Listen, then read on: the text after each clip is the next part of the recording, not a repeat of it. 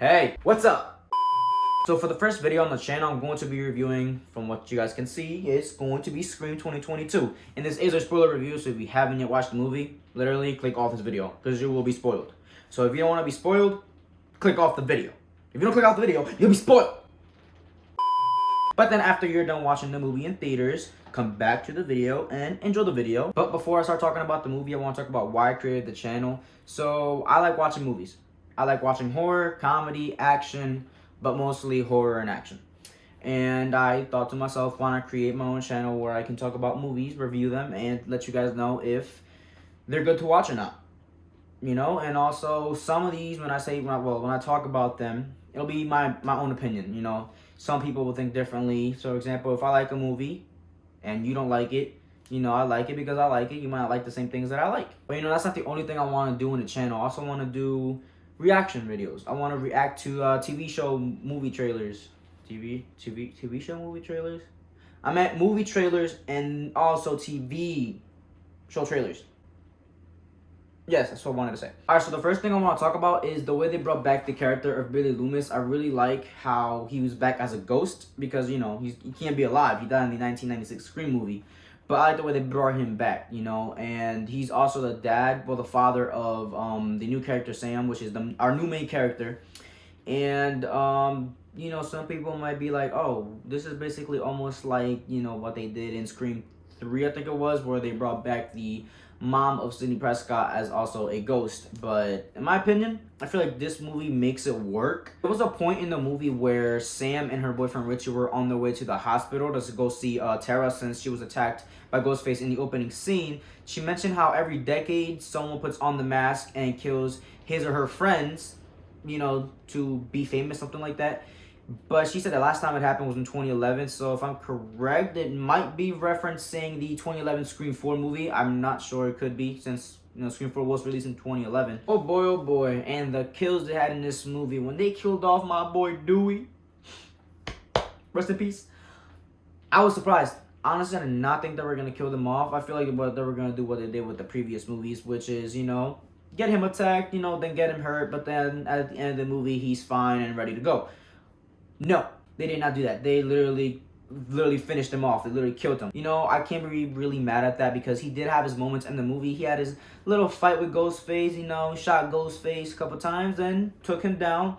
He was like, oh, you know what? Gotta shoot them in the head. They always come back. But also, after I seen the death of Dewey, I thought they were just gonna go ahead and kill off Gail and Sydney. But then I started thinking while I was watching the movie, I don't think they can kill Sydney because she has 2 kids already. So why would they kill her off while she has kids? You know what I mean? But Gail, though, she doesn't have kids if I'm correct. So I was also thinking they might also kill her off, especially when she got shot towards the end of the movie. But no, they both survived, of course. But yeah, I forgot to mention they also killed off Deputy Judy from Scream 4 and her son. And the way they killed off her son, I feel like he could have probably survived that because he was getting stabbed like right around the neck, right? It's not like you got stabbed like right here in the middle of the neck, well, throat, and came out the other side. No, like it was like right here. He got stabbed like right here, and they just like sliced a little bit. So I thought he could probably survive that, but at the end of the day, I'm not a doctor, so I can't really tell you he can survive that or he cannot survive that, you know. Now let me talk about the killers, because when I was watching this movie, there's 2 killers, of course, but when I was watching this movie, I could tell who one of the killers is. It was kind of obvious, and it was Richie. It was Sam's boyfriend. But there were points in the movie where I was thinking to myself, like, can he actually be the killer or not? But at the end of the day, I was like, you know what? Screw it. He's the killer. He's got to be one of the killers. Also, the second killer is Amber. I was surprised when they revealed that she was the killer because, honestly, I don't really remember that much of her in the movie. Just because I'm saying that doesn't mean the movie was bad. But I only remember seeing her in the bar and at the hospital when she was at, when she was in the hospital with Tara. And then in that little school scene. And that was pretty much it. From there, I forgot she was in the movie, to be honest. Also, guys, keep in mind, this is my first movie review, so there's gonna be points in this video where I'm talking about something and it's probably not making sense. You know, that's how I am. Half the time I talk and it just doesn't make any sense. Okay, I feel like we didn't get to see that much of Sidney Prescott and Gale Weathers and Dewey, but I'm actually fine with that because you're bringing in new characters and you don't want to have all the focus on the OG characters, you know, even though it all started with them, but you don't really want to focus on the OG characters as much because, you know, you're bringing in the new characters. You want to explain who the new characters are.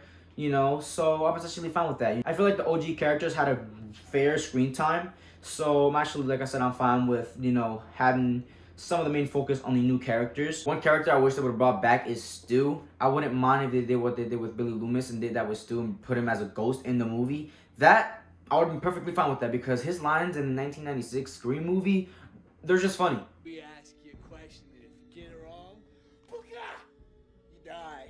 What's your motive? Billy's got one. The police are on their way. What are you gonna tell them? Peer pressure.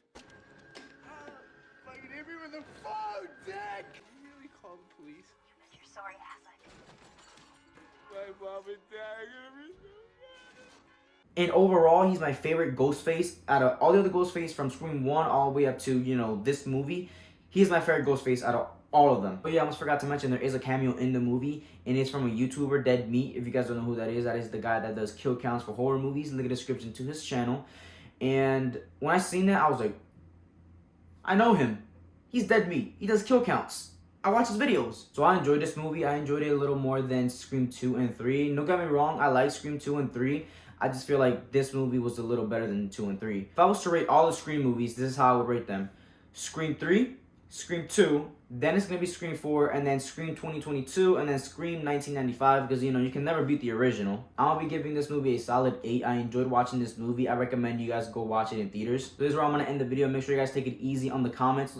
You know, this is my first movie review. You know, it's not the best, but I'm trying. But I hope you guys enjoyed this video, and like I said, make sure you guys go and watch the movie in theaters. I really recommend you guys watch it.